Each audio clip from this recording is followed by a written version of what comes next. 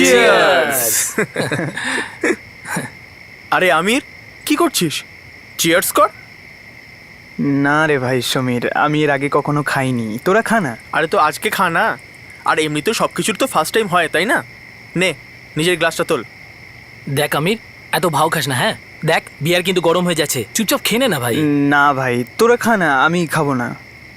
খেয়ে নাও আমির, এত লজ্জা পাওয়ার কি আছে? প্রথম থেকে এর এই একটাই প্রবলেম, বড্ড লজ্জা পায়। লজ্জা পাওয়াটা কিন্তু ইয়াং আর হ্যান্ডসাম ছেলেদের কাজ নয়। তোমার হাতে বিয়ারের গ্লাসটা ভালো লাগবে।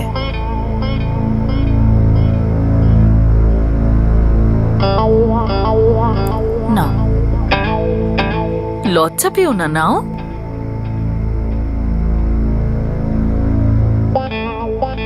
চিয়ার্স।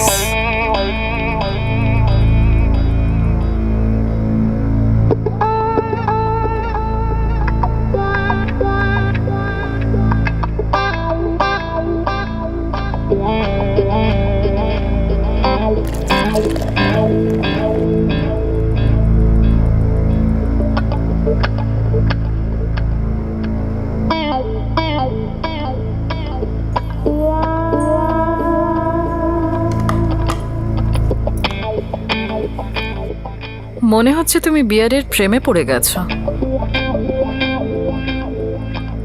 একটু একটু।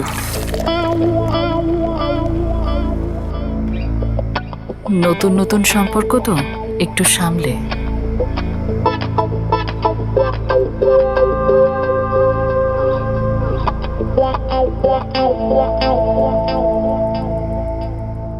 সেই নেশাময় রাত 16 বছরের আমির মির্জার জীবন চিরদিনের জন্য বদলে দিল। আমির তার বিশেষ বন্ধু সমীরের বাড়িতে গিয়েছিল পার্টি করতে, কিন্তু এই পার্টির বিষয়ে সে নিজের মা বাবাকে কিছুই বলেনি।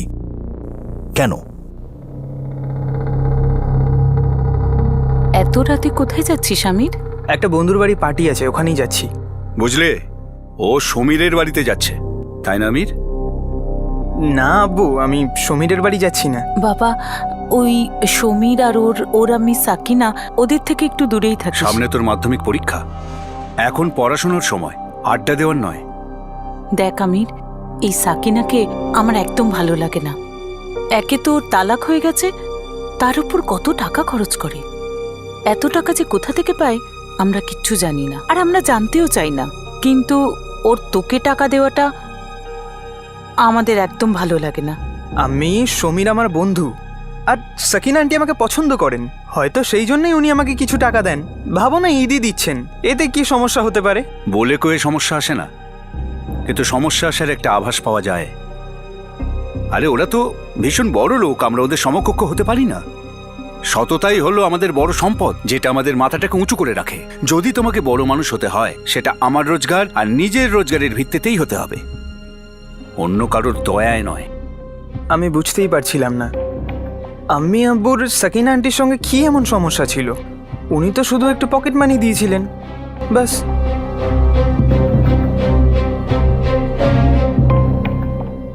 সমীর, এই নে তোর পকেট মানি। থ্যাংক ইউ আমি। আর আমির, এটা তোমার পকেট মানি। একটু অদ্ভুত লাগছিল। আমি সমীরের বাড়ি প্রথম গিয়েছিলাম, কিন্তু আমি ওটা গুরুজনের আশীর্বাদ মনে করে নিয়ে নিয়েছিলাম। আমার কাছে 200 টাকাটাই অনেক। আমার আব্বুর রোজগার অতটা ভালো নয়, উনি আমাকে ঈদিও কখনো 100 টাকার বেশি দেননি। সমীরের তো ভাগ্য ভালো ছিল, প্রায় প্রতিদিন সাকিনা আন্টি ওকে নতুন নতুন গিফট এনে দিত, খুব দামি দামি। ওর যা দরকার ছিল সব পেত। আর তুই জানিস এতে স্পাই ক্যামও আছে। স্পাই ক্যাম ঘড়িতে? আর মিথ্যে কথা বলিস না, অনেক বলেছিস। তোর বিশ্বাস হচ্ছে না তো? যখন পুরো ক্লাসের রেকর্ডিং করে দেখাবো না, তখন তোর বিশ্বাস হবে। এই দেখ, রেকর্ডিং চালু, এবার দেখতে থাক।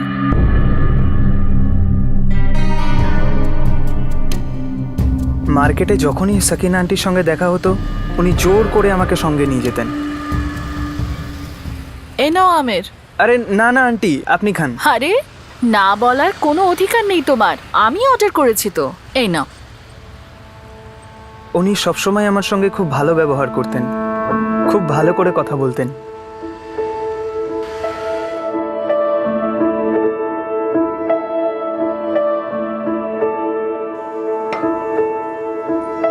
আচ্ছা আন্টি, এবার আমি আসি। 1 মিনিট দাঁড়াও, এই নাও। না আন্টি, এ তো অনেক টাকা, আমি নিতে পারবো না। চুপ করো আমের, নাও বলছি। তোমার এই তো বয়স আনন্দ করবার, পয়সা তো আসবে যাবে, কিন্তু এই বয়সটা কখনো ফিরে আসবে না। এটা নাও। আন্টির দেওয়ার টাকাতে আমার পকেট তো অবশ্যই ভরতো, আর আমি আমার খেয়াল খুশি মতন চলতাম। টাকাটা আমি আমার ইচ্ছে মতন খরচ করতাম।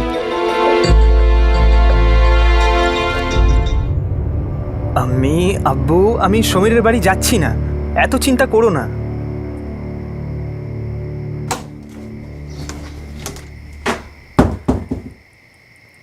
শোনো, আমার মন বলছে কিচ্ছু ঠিক নেই।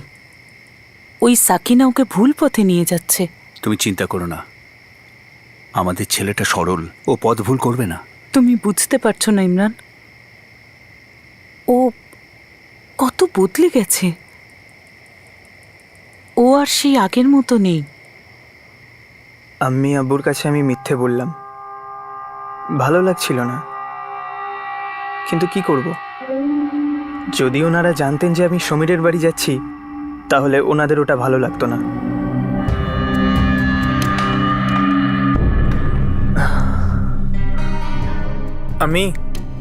আমরা 4 জন একটু বাইরে ঘুরতে যাব, একটু আনন্দ করে আসি। নিশ্চয়ই যাবে সমীর, এটাই তো বয়স তোমাদের আনন্দ করবার। এখন আনন্দ না করলে আর কবে করবে? এই আমির, ওরে ভাই গুড বয়, ওঠ, চ বাইরে একটু হাওয়া খেয়ে আসি, চ না। সমীর, ওকে ছেড়ে দাও। প্রথমবার ড্রিঙ্ক করেছে তো, তাই একটু নেশা হয়ে গেছে। তোমরা 3 জনেই ঘুরে এসো, আমি ওকে পরে বাড়িতে দিয়ে আসবো। ওকে আমরা আসছি, চ।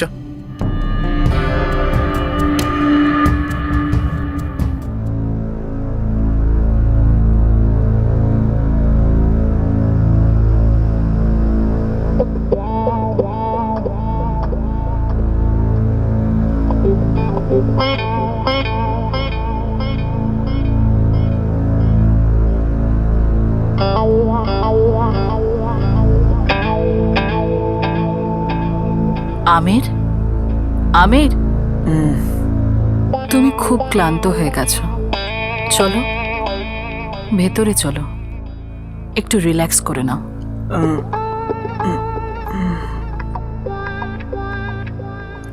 এসো, দেখে সাবধানে, সাবধানে।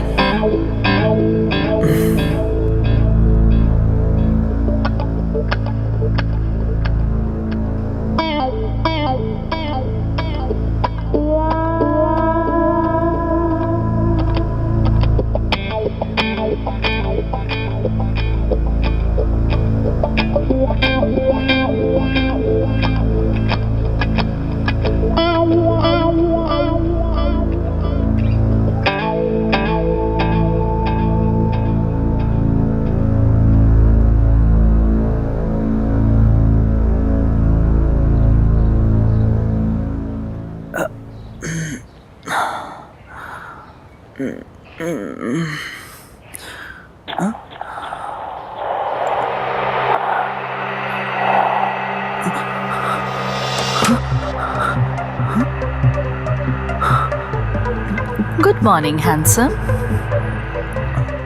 চা খাবে নাকি আরেকটু বিয়ার? আন্টি, কাল রাতে কি হয়েছিল? আমার জামা কাপড় ওখানে কেন?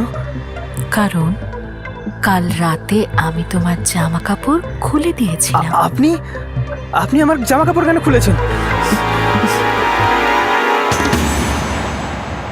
অপরাধের ময়দানে আমাদের প্রায়শই মনে হয় যে না, এটা হতে পারে না, কিন্তু বাস্তব তো এটাই যে সেই বিষয়টা শুধু হয়ই না, বরং পরে গিয়ে আরো অনেক কিছু হয়। সাকিনা যখন আমিরকে ওই কালো রাতের কাহিনী শোনায়, তখন আমির অবিশ্বাসের অন্ধকারে ডুবে যায়।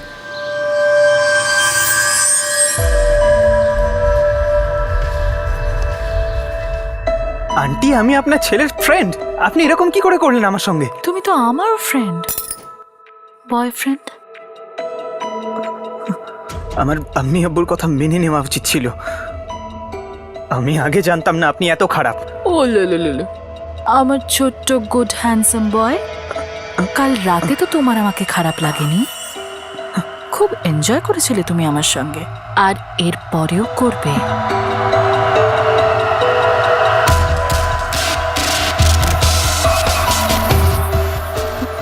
আমি এখানে কোনোদিনও আসবো না, আর কোনোদিনও না। আমি যখনই তোমাকে ডাকবো তখনই তোমাকে আসতে হবে, আর যদি না আসো তবে তবে কি?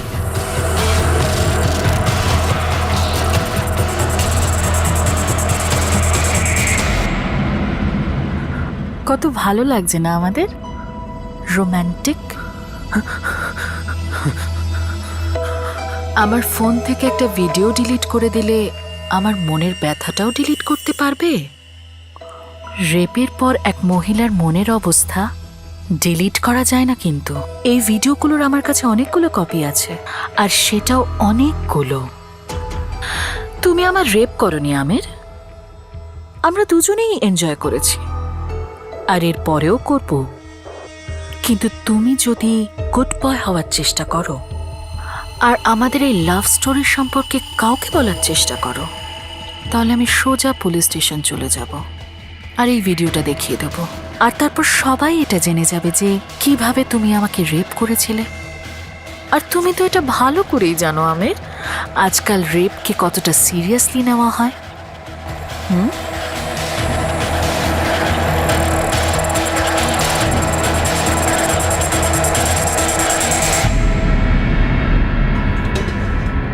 আরে আমির, তুই বলছিস না কেন যে কোথায় ছিলি সারা রাত?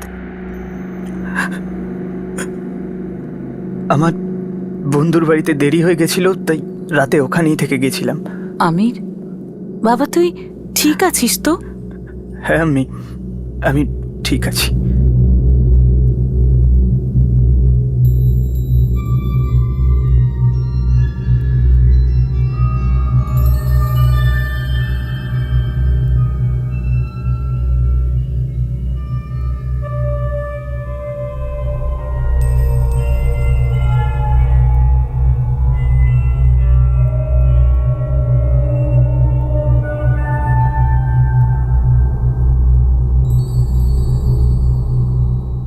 শোনো, নিশ্চয়ই কিছু হয়েছে।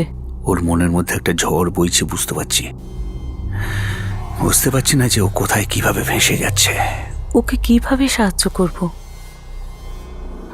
কিচ্ছু তো বলছে না ও আমাদের। বেশি দেরি না হয়ে যায়। সত্যি খুব দেরি হয়ে গিয়েছিল। আমি সকিনা আন্টির দাস হয়ে গিয়েছিলাম। উনি হুকুম করলেই আমি হাজির হয়ে যেতাম, ব্যবহার হওয়ার জন্য।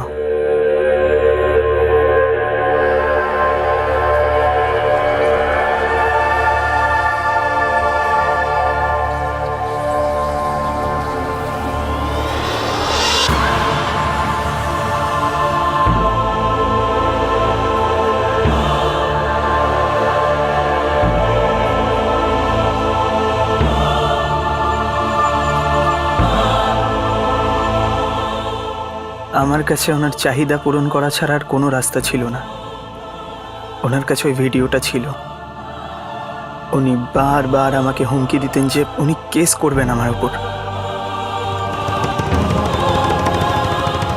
হাসার জন্য ক্ষতিপূরণ দিতে হয় না হ্যান্ডসাম। এনজয় তো তুমিও করছো। বলো, আমি মিথ্যে বলছি? উনি মিথ্যে বলছিলেন না। প্রথম স্বীকার করতে একটু লজ্জা করতো, তারপর আর করতো না।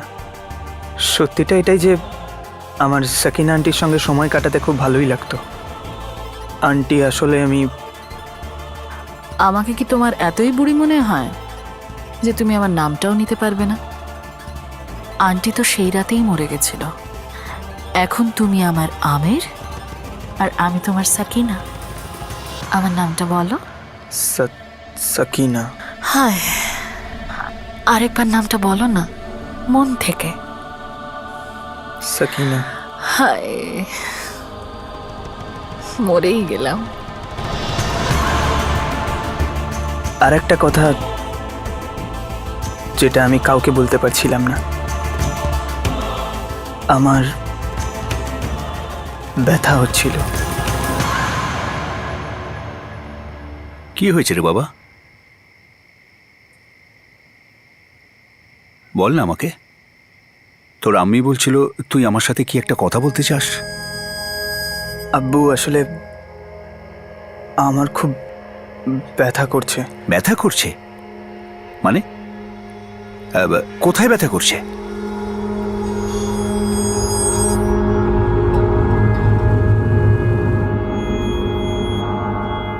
ইমরান, সেরকম কিছু মেজর প্রবলেম তো নেই, একটু ক্ষত হয়েছে, তার জন্য আমি অয়েনমেন্ট লিখে দিচ্ছি।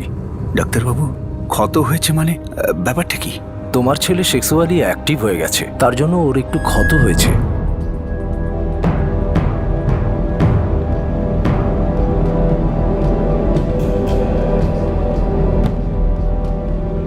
এই অয়েনমেন্টটা লাগালেই ঠিক হয়ে যাবে।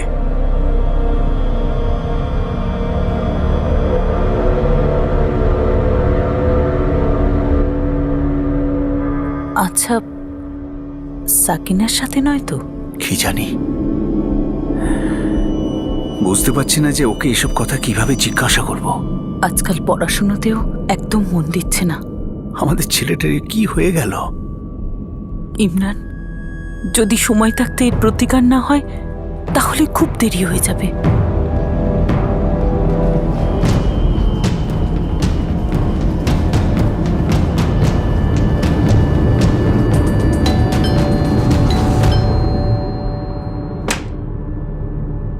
আরে আপনারা আসুন, ভেতরে আসুন। আমিরের জীবন থেকে তুমি কবে বেরোবে?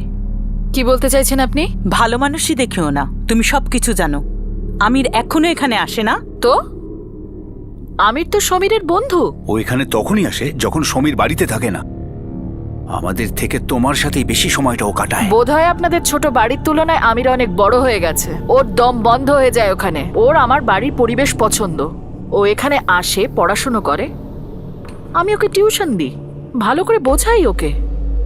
আর ওরও আমার টিউশন পছন্দ। তুমি তো নিজেই নিজেকে সামলাতে পারো না, তাহলে অন্যদের কি শেখাবে সাকিনা? তাহলে আপনারা আমার কাছে কি করতে এসেছেন? এখান থেকে আপনারা চলে যান। কারণ তুমি আমার ছেলের জীবনটা শেষ করে দিচ্ছ। ওকে বিপথে ঠেলে দিয়ে নষ্ট করতে চাইছো। আপনাদের ছেলে নষ্ট হচ্ছে, সেজন্য আপনারা আমার সময় কেন নষ্ট করছেন? ওকে বোঝান আর নিজেদের মতন ভদ্রলোক বানান। আমি ফালতু অ্যাডভাইস কাউকে দিই না। আপনারা এখান থেকে যেতে পারেন।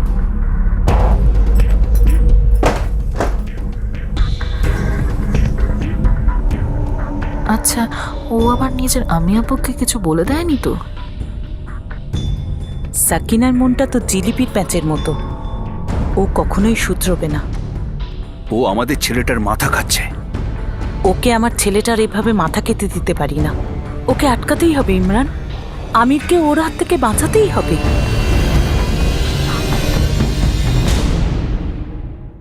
স্যার, ওই মহিলা আমাদের আমিরকে আমাদের বিরুদ্ধেই উস্কে দিচ্ছে। হ্যাঁ সাহেব, আজকাল ও আমাদের কথাই শোনে না। মাধ্যমিক দেবে, কিন্তু ও নিজের পড়াশুনো ছেড়ে সবসময়ই ওদের ওখানে পড়ে থাকে। ওই মহিলাটির মতিগতি আমার মোটেই ভালো লাগছে না স্যার। ও আমার স্ত্রীর বয়সী, কিন্তু ওর মধ্যে লজ্জা নামক বস্তুটাই নেই।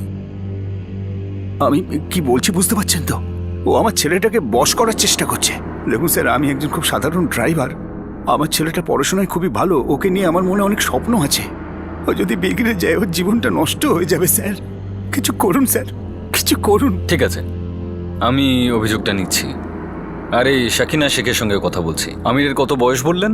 16 বছর। দেখুন ম্যাডাম, 16টা একটা সংখ্যা নয়, এই বয়সটা একটা বোমার মতো। তো আমাদেরকে একটু ঠান্ডা মাথায় কাজ করতে হবে।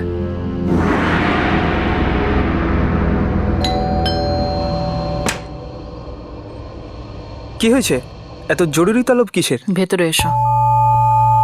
না, আমি কাউকে কিচ্ছু বলিনি, সত্যি বলছি। তাহলে তোমার আম্মি আব্বু এখানে কি করতে এসেছিলেন? পুলিশের কাছে কি করতে গেছিলেন? পুলিশের কাছে? হ্যাঁ, পুলিশের ফোন এসছিল। ওরা আমাকে যাতা প্রশ্ন করছিল, আর এখন থানাতে ডেকেছে কথা বলবার জন্য। এখন কি বলবো ওদের? দেখিয়ে দেবো সব ওই ভিডিওটা, যাতে এটা প্রমাণ হয়ে যাবে যে কিভাবে তুমি আমার রেপ করেছিলে। আমি আপনার দিব্যি করে বলছি, আমি কাউকে কিচ্ছু বলিনি।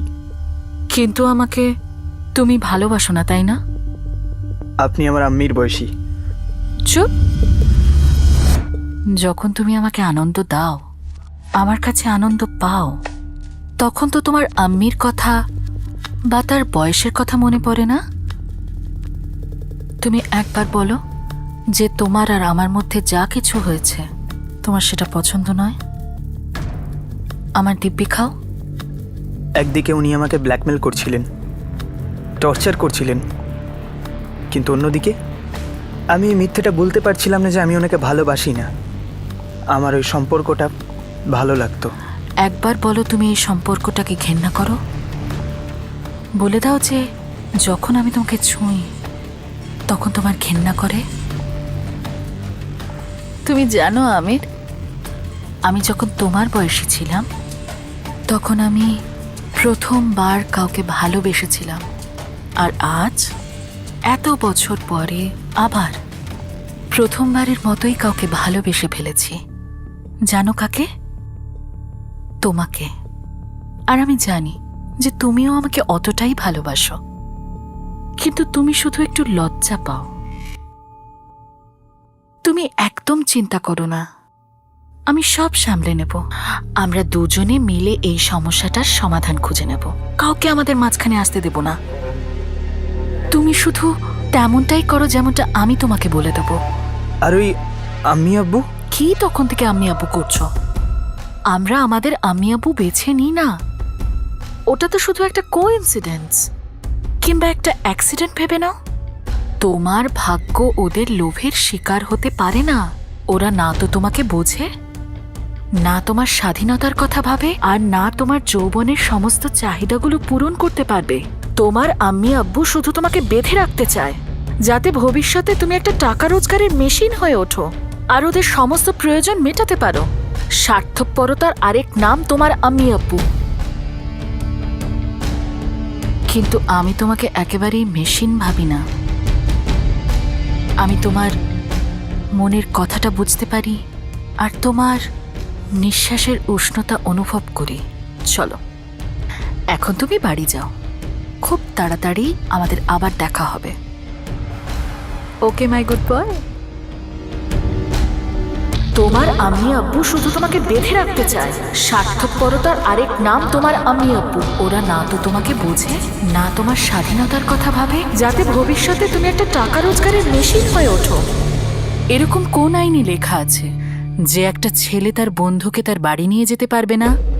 এমন কোন আইনে লেখা আছে যে ওই বন্ধুর মা তাকে পড়াশোনায় সাহায্য করতে পারবে না? আমিরের মা বাবা অভিযোগ করেছেন যে আপনি ওনাদের ছেলেকে বিপথে নিয়ে যাচ্ছেন। আমিরের বয়স 16, আরো বুদ্ধিমান। তাহলে আমি ওকে বিপথে কি করে নিয়ে যেতে পারি? কি বলতে চাইছে ওরা? ওনাদের বক্তব্য আপনি ওকে ওনাদেরই বিরুদ্ধে উস্কাচ্ছেন। এটা কি ধরনের বাজে অভিযোগ? 6 মাস আগে আমার ছেলে সমীরের সঙ্গে আমাদের বাড়িতে এসেছিল। তার আগে আমি ওকে চিনতামই না। কে আমির? কোন আমির? আপনার কি সত্যিই মনে হয় যে 6 মাসের মধ্যে আমি একটা ছেলেকে তার আম্মি আব্বুর বিরুদ্ধে উস্কাতে পারি, যারা নাকি তাকে জন্ম দিয়েছে আর মানুষ করেছে? ব্যাপারটা কেমন অদ্ভুত লাগছে না? খাবো না মানে খাবো না, আমার ইচ্ছে। আমির, তোর কি হয়েছে? আমার কিচ্ছু হয়নি, কিন্তু তোমাদের মনে হয় কিছু একটা হয়েছে। তোমাদের মনে সন্দেহ ঢুকে গেছে। আমার জীবনটা নষ্ট করে দিতে চাও। তোর জীবনটা আমরা নষ্ট করে দিতে চাইছি? আরে আমরা কি তোর শত্রু নাকি রে? আমি জানি না তোমরা কি, কিন্তু এটা জানি তোমরা আমার ভালো কখনো দেখতেই পারো না। তোমরা আমাকে এই বাড়িতে বন্ধ করে রাখতে চাও আর একটা টাকা রোজগারের মেশিন বানাতে চাও। বাজে কথা বন্ধ কর। তোর মাথা তো খেয়ে নিয়েছে ওই সাকিনা। আমার ছেলেটা তো এরকম ছিল না, দেখো কেমন বদলে গেছে। হ্যাঁ, আমি বদলে গেছি, কিন্তু আমি আমার ভালোর জন্য বদলাচ্ছি। তুমি পারলে তো আমাকে সারা জীবন এরকমই রাখতে, সারা জীবন আমার গলার মধ্যে একটা দড়ি বেঁধে রাখতে, কখনো কুকুরের মতন ঘোরাতে তো কখনো বাঁদরের মতন নাচাতে, আমাকে একটা পোষা জানোয়ারের মতন রাখতে। কিন্তু আমারও নিজের মতন বাঁচার অধিকার আছে। যদি আমাকে আমার মতন বাঁচতে না দাও না, তাহলে আমি অন্য কোথাও চলে যাব।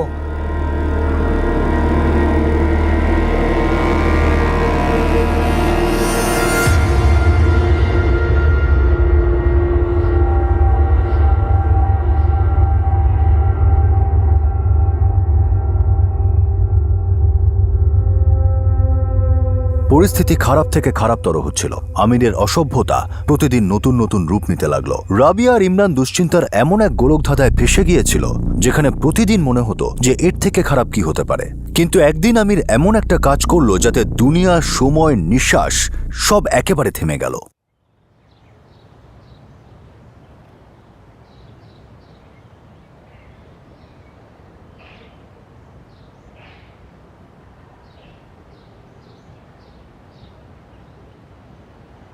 রাবিয়া, রাবিয়া, আমরা পীর বাবার দরগাতে গিয়ে আমরা আমাদের আমিরের জন্য দোয়া চাইব। নিশ্চয়ই উনি আমাদের জন্য কিছু করবেন। তুমি চুপ করে আছো কেন? কিছু তো বলো। আমিরের শরীরে আমাদের রক্ত বইছে। ও আমাদের কাছে ওপরওয়ালার দান। ওকে চোখের সামনে নষ্ট হয়ে যেতে দিতে পারি না।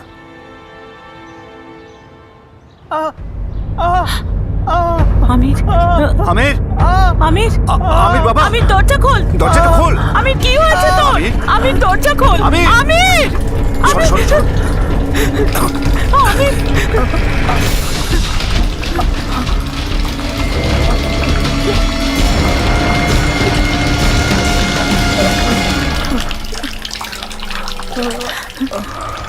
বাবা, এ তুই কি করলি বাবা? আরে ওঠ। আমির, আমির, এটা কি করেছিস তুই? আমির, আমির, এই কি করলি তুমি? কেন করলি? আমির, আমির, বাবা তুই ভয় পাবি না। তুই চোখ খোলা রাখ। রক্ত তো চোখ খোলা বন্ধই রাখ, হচ্ছে না। একটু ঘুমোবি একে না। ডাক্তারের কাছে চোখ নিয়ে খোলা। চলো। আস্তে আস্তে। আমির, আমির চোখ বন্ধ করবি না কিন্তু। এদিকে দেখ, দেখ বাবা, চোখ বন্ধ করবি না কিন্তু। আমির,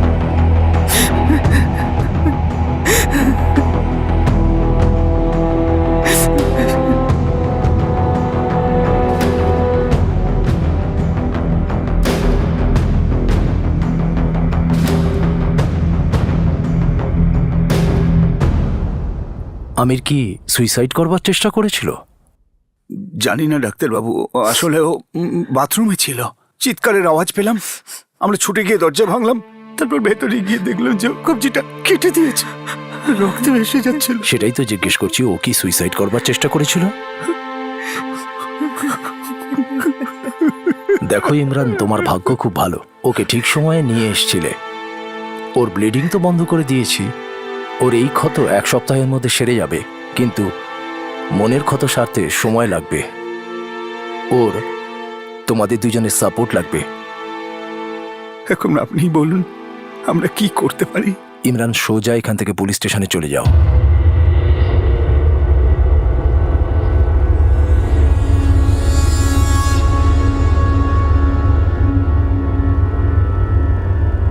বাবা, আমরা কি অপরাধ করেছি বলতো?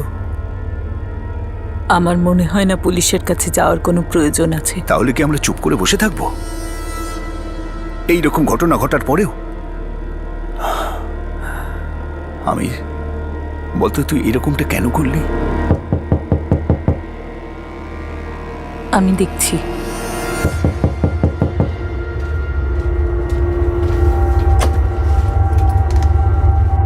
বলুন। আমির এখানেই থাকে? হ্যাঁ, কিন্তু আপনারা কে? আমরা ঠিকই শুনেছিলাম ও আত্মহত্যা করার চেষ্টা করেছিল। আমরা সরকারের চাইল্ড কেয়ার কমিটি থেকে এসেছি। আমিরের বয়স তো 16, তাই না? হ্যাঁ। তার মানে নাবালক। শুনলাম আপনারা খুব চাপ দিচ্ছেন ওর ওপরে। বাড়িতে বন্দি করে রেখেছেন ওকে, ওকে বাইরে বেরোতেই দিচ্ছেন না, আর আপনারা ওকে খুব নির্যাতন করছেন। আমির, কি হয়েছে তোমার? তুমি ঠিক আছো তো? আমার ছেলের থেকে তুই দূরে থাক সাকিনা, বলে দিচ্ছি। দূরে তো এবার আপনাদের থাকতে হবে।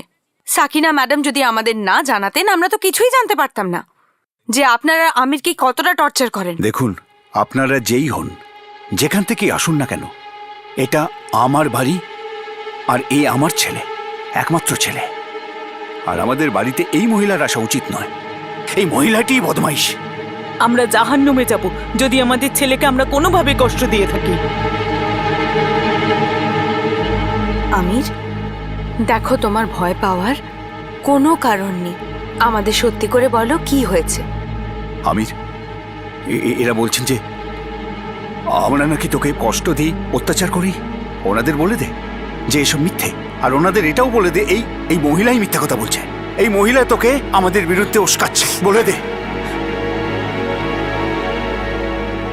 ভয় পেও না আমির, বলো কে কষ্ট দেয় তোমায়? শাকিনা নাকি তোমার আম্মি আব্বু?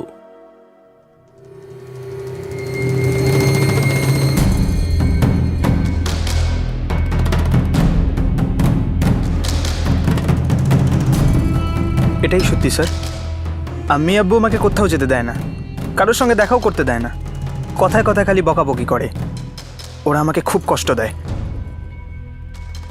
ইমরান, রাবিয়া, আপনারা যা বলছেন আর আপনার ছেলে যা বলছেন তার মধ্যে দিন রাতের তফাৎ। আমাদের জীবনে তো পুরো অন্ধকার নেমে এসেছে স্যার। আমাদের ছেলেটার মাথা তো পুরোপুরি খেয়ে ফেলেছে ওই মহিলাটি। এদের কাছ থেকে এটাই এক্সপেক্ট করি। এরা তো এটাই বলবে না যে আমি ওকে খাইয়ে বশ করেছি, আর জানি না কি কি অভিযোগ আনবে আমার উপর। ওই মহিলা নিশ্চয়ই কিছু করেছে আমার ছেলের সাথে। হ্যাঁ, আমি শুধু ওকে বাঁচানোর চেষ্টা করেছি স্যার। আমি সহ্য করতে পারছিলাম না যে এত ভদ্র একটা ছেলে, পড়াশোনায় এত ভালো, এরা ওকে শেষ করে দিচ্ছিল। কোনোদিন বোঝার চেষ্টাই করেনি। সাকিনা, জন্ম দিয়েছি আমি ওকে, আমি ওর মা, সবার থেকে ভালো বুঝি ওকে। এরকমটা শুধু আপনারই মনে হয়। আপনি এক্ষুনি শুনলেন তো আমির কি বললো আপনার সামনে। ইমরান, রাবিয়া, আমি চাই যে আপনারা লিখিত দিন আমিরের ওপর আর অত্যাচার করবেন না, ওকে বন্দি করে রাখবেন না। ও যদি আবার কমপ্লেন করে তাহলে আমরা অ্যাকশন নিতে বাধ্য হব। ওর স্টেটমেন্ট নেওয়া হবে, আর যেহেতু ও নাবালক ওকে চাইল্ড কেয়ার কমিটির হাতে তুলে দেওয়া হবে। আপনাদেরকে সাবধান করে দিলাম।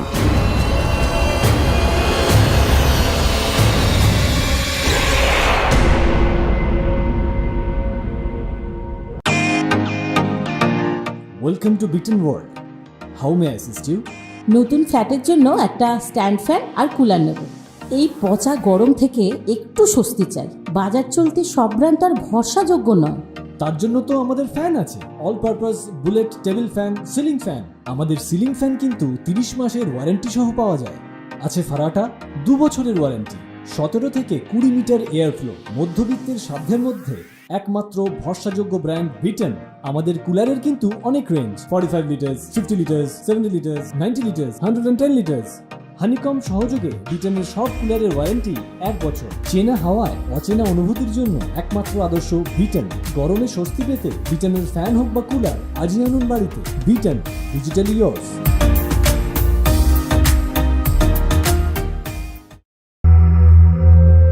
ইমরান আর রাবিয়া আমিরকে বাড়িতে নিয়ে আসে। আমির ওদের চোখের মণি ছিল,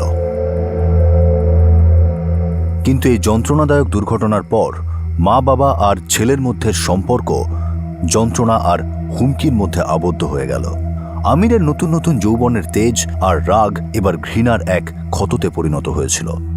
তার এখন তার মা বাবার ভালোবাসার দৃষ্টিতেও ঘৃণা বোধ হচ্ছিল, আর তার মা বাবা তাকে বুকে টেনে ভালোবাসতে চাইত।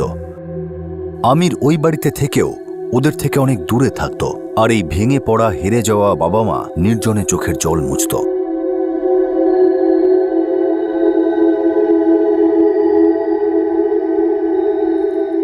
আমি বুঝতে পারছি না আল্লাহ আমাদের পরীক্ষা নিচ্ছে না সাজা দিচ্ছে।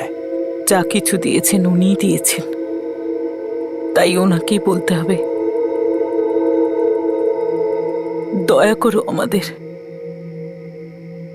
আর আমিরকে আমাদের কাছে ফিরিয়ে দাও। ও এখনো ওই মহিলার কাছে যাতায়াত করছে? সেদিনের পর থেকে আজ 2 সপ্তাহ হয়ে গেল। আমার মনে হয় না যে ও ওখানে গেছে। তুমি ঠিক জানো? আমার একজন বান্ধবী থাকে ওখানে, ওর উপর নজর রাখে। হ্যাঁ, যদি ফোনে ফোনে কথা বলে তো সেটা আমি জানি না। জানি না ওই মহিলা কি করতে চাইছে। আমাদের ছেলে ওর কথায় কি করে এতটা বদলে গেল আমি জানি না। ওর আমাদের ছেলেটাকে এভাবে নষ্ট করে দিয়ে কি লাভ হবে বুঝতে পারছি না। এই তো বাচ্চা ছেলে, আসলে কি চাইছে বলো তো? সাকিনা চাইতোটা কি? সে আমিরকে কেন এইভাবে নিশানা বানিয়েছিল? সে উত্তেজক নিস্তব্ধতা আরো কিছুদিন চলল। তারপর আবার সাকিনা নিজের ফোনা তুলল, আর এইবার সে এমনভাবে ছোবল মারল যে বিষ খুব খারাপভাবে ছড়িয়ে পড়ল। বলুন। শুধু তোমার আওয়াজটা শুনতে চাইছিলাম। কেমন আছো তুমি? ভালো আছি। আর আপনি? একদম ভালো নেই। দেখা করার জন্য ছটফট করছি। আমার কথা মনে পড়ে না, তাই না? পরে দেখা করতে ইচ্ছে করে না বুঝি? করেও, কিন্তু আপনি হয়তো আমাকে ভুলে গেছেন। হায় হায়, তুমি তো একদম পাগল প্রেমিকের মতন কথা বলছো। আমি তো তাই। প্রথমে আমার মধ্যে ভালোবাসা জাগালেন, আর প্রয়োজন মিটে গেল যেই তখন ভুলে গেলেন। আমার গুড বাইয়ের মনের মধ্যে এত রাগ। সত্যি কথা বলতে তুমি রেগে গেলে তোমাকে দারুণ লাগে। যখন দেখা হবে তোমার সব রাগ কমিয়ে দেবো। আমাদের আর কখনোই দেখা হবে না। তোমাকে আমার চোখে চোখ রেখে বলতে হবে যে আর কখনো দেখা হবে না, এরকম ফোনে নয়। তারপর দেখবো যে তোমার রাগ যেতে না আমার ভালোবাসা। আজ কোথাও বাইরে দেখা করি। বাইরে দেখা করে কি করব আমরা? ওটা সারপ্রাইজ। আচ্ছা বলো তো, তোমার বেস্ট ফ্রেন্ডটা কে? Best friend? কেন? বলো না, কে তোমার বেস্ট ফ্রেন্ড? কাসিম। কাসিম হায়দার। তাহলে তাকে ওর সঙ্গে নিয়ে এসো। আগে বলুন কাসিমকে কেন নিয়ে আসবো? কারণ সারপ্রাইজটা এত বড়, এমন হতে পারে যে তুমি একা না সামলাতে পারো। আরে আমির, কিছু বলবি তো ভাই? তোর ওপর ভরসা করতে পারি তো আমি? দেখ, তুই যতক্ষণ কোনো খারাপ কাজ করছিস না ততক্ষণ আমি তোর জন্য নিজের প্রাণও দিতে পারি, বুঝলি? এবার বল, আমরা কোথায় যাচ্ছি আর এই ব্যাপারটা কি? দেখ ভাই কাসিম, ভুল কাজ তো আমি করতে পারবো না, আর আমরা কোথায় যাচ্ছি কেন যাচ্ছি সেটা আমিও জানি না। আরে তাহলে আমরা কেন যাচ্ছি?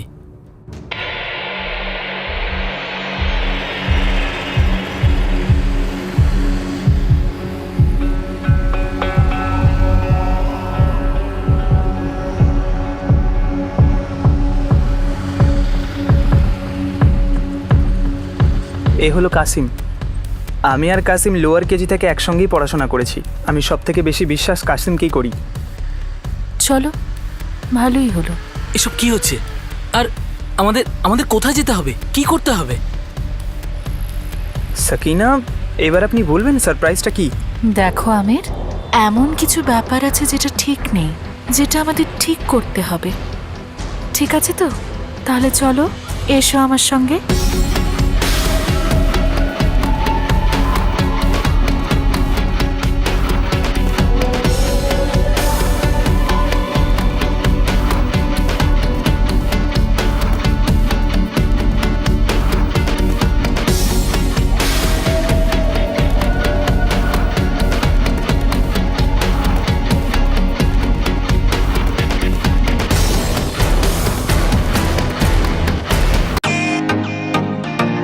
Welcome to Biten world.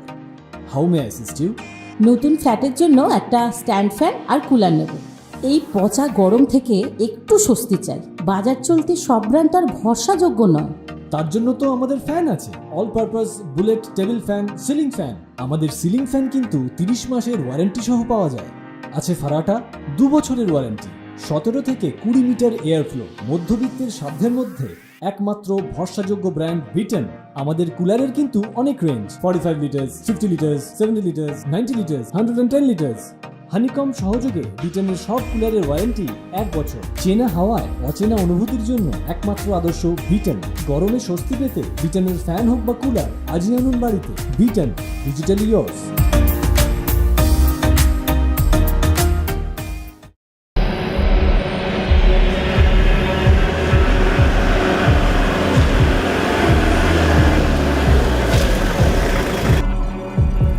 Sakina, এবার আপনি বলবেন আমরা কোথায় যাচ্ছি? তুমি শুধু চুপচাপ চলো, সব বুঝতে পারবে যে আমরা কোথায় যাচ্ছি।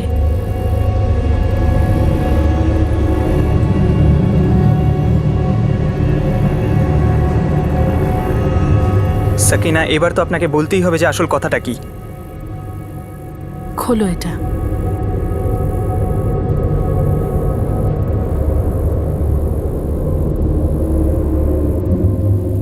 আমির আমরা বিয়ে করে নিই,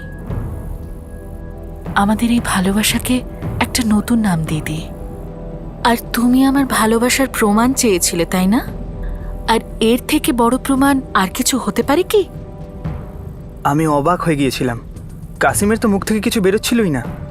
কিন্তু তারপর আমি ভাবলাম, ক্ষতি কি? বিয়ে হয়ে গেলে তো আম্মি আব্বু বাকি দুনিয়ার থেকে তো আর লুকিয়ে বেড়াতে হবে না। আর সত্যি বলতে আমার সাকিনার সঙ্গে থাকাটা অভ্যেস হয়ে গিয়েছিল। কিন্তু একটা প্রবলেম আছে সাকিনা, আমি আপনার কথা বুঝতে পারছি, কিন্তু আমাদের তো নিকাহ করা উচিত, তাই না? আমরা এখানে মন্দিরে কি করছি? নিকাহ করার জন্য কাজীর দরকার হয়, 3 জন সাক্ষীর প্রয়োজন। আমরা তো ধীরে সুস্থে নিকাহ পরেও করতে পারি। এখন আমাদের জন্য আমাদের ভালোবাসাটা প্রমাণ করার আর একটা নতুন সূচনা করার, তাও এই পবিত্র জায়গায় বেশি প্রয়োজন। এই বিয়েটা মিথ্যে মিথ্যে ছেলে খেলা মনে করো, কিন্তু আমাদের ভালোবাসাটা তো সত্যি। সাকিনার কথাগুলো আমার ঠিক মনে হচ্ছিল।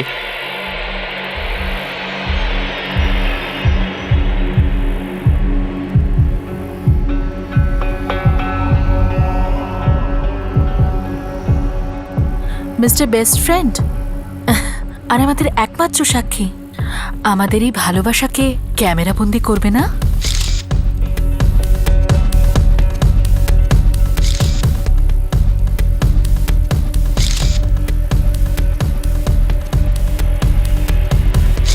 আর একটা, হ্যাঁ, এসব কি হচ্ছে এখানে?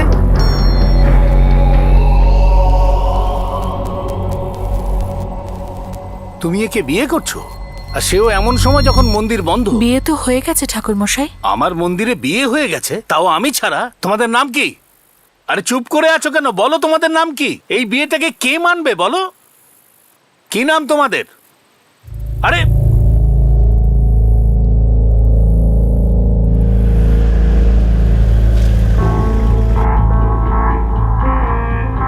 আজকের পর তোমার আমার মাঝখানে কেউ আসবে না আমির।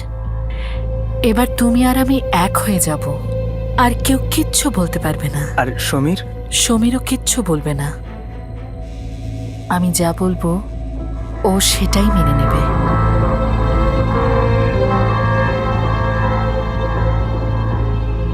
আমার কোনো প্রবলেম নেই আব্বু। হ্যাঁ, আমারও মনে হচ্ছিল কোথাও না কোথাও এসব যা হচ্ছিল খুবই অদ্ভুত। প্রথমে তো সাকিনা আমাকে ব্ল্যাকমেল করত, আর তার মধ্যেই আমারও বেশ ভালো লাগতে শুরু করে। জানি না কিভাবে কি হয়ে গেল, ব্যাস হতেই থাকলো। আর এখন আমাদের বিয়ে হয়ে গেছে, আমরা মিয়া বিবি এখন। আমার আব্বু আম্মি সাকিনার সঙ্গে ঝগড়া করতে আসে, আসলে অনুরোধ করতে আসে যাতে আমাকে ছেড়ে দেয়। কিন্তু সাকিনা ওনাদের এই সত্যিটা বলে। এখন আমি আর আমির এক হয়ে গেছে। এর মানেটা কি? মানে আপনারা দুজন আমার শ্বশুর শাশুড়ি, আর আমি আপনাদের বৌমা। আর এবার যদি আপনারা আমার আর আমার স্বামী আমির মির্জার মাঝখানে আসার চেষ্টা করেন, তাহলে আমি সোজা পুলিশে চলে যাব। আমির তোমাকে বিয়ে করতেই পারে না। নিশ্চয়ই এটা তোমার কোনো চাল। বিয়েটা আপনার ছেলের ইচ্ছাতেই হয়েছে।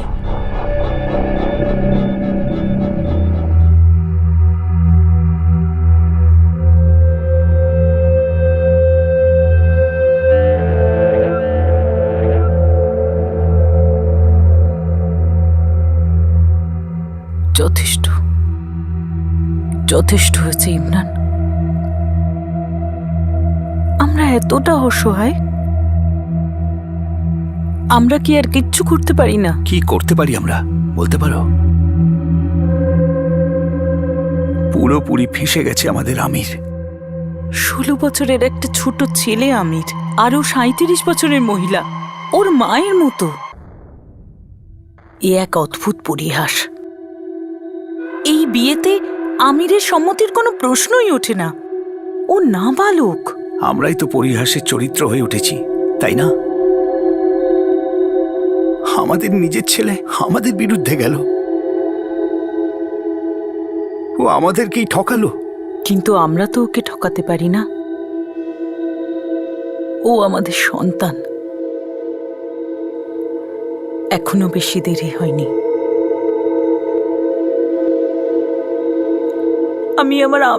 আমি আমার আমিরকে ফেরত চাই, যেরকম ছিল সেরকম। এটা কি সম্ভব ছিল? রাবিয়া আর ইমরান কি নিজের ছেলেকে এই অদ্ভুত দুনিয়া থেকে ফিরিয়ে আনতে পারবে, যেখানে আমির পুরোপুরিভাবে সাকিনার জালে ফেসে গিয়েছিল? তারা কি কখনো তাকে এই সত্যিটা দেখাতে পারবে যে সাকিনার হাতে আমির শুধু একটা সাধারণ খেলনা, কাঠের পুতুল? কিন্তু সাকিনা একটা মাত্র 16 বছরের ছেলেকে তার কামনার নিশানা কেন বানিয়েছিল? এটা কি শুধুমাত্র একটা শারীরিক আকর্ষণ ছিল, নাকি এই সব কাণ্ডের পিছনে অন্য কোনো উদ্দেশ্য ছিল? বিষয়টা যতই চমকপ্রদ হোক না কেন, কিন্তু দেখে শুনে মনে হচ্ছিল সাকিনা যেন কোনোভাবে আমিরের জন্য পাগল হয়ে গিয়েছিল। আর আমির প্রথমে এই প্রতারণার উপর তৈরি সম্পর্ক নিয়ে দ্বিধায় ছিল, আর তারপর অন্য সব নেশার মতোই তারও এই নেশা ধরে গিয়েছিল। এই অদ্ভুত পরিবেশে আরও একজন ব্যক্তি ছিল, সাকিনার ছেলে সমীর, যে রাতারাতি তার ক্লাসমেট আমিরকে বাবা বলে ডাকতে কোনো রকম দ্বিধা করেনি। এই অদ্ভুত আর বিচিত্র কেসটা কোন দিকে মোড় নিল, আর কি পরিণতি হলো এই সম্পর্কের? সাকিনা এবং আমিরের এই অদ্ভুত সম্পর্কের দ্বিতীয় তথা শেষ ভাগ আমরা দেখাবো আগামী দিন, আগামী পর্বে।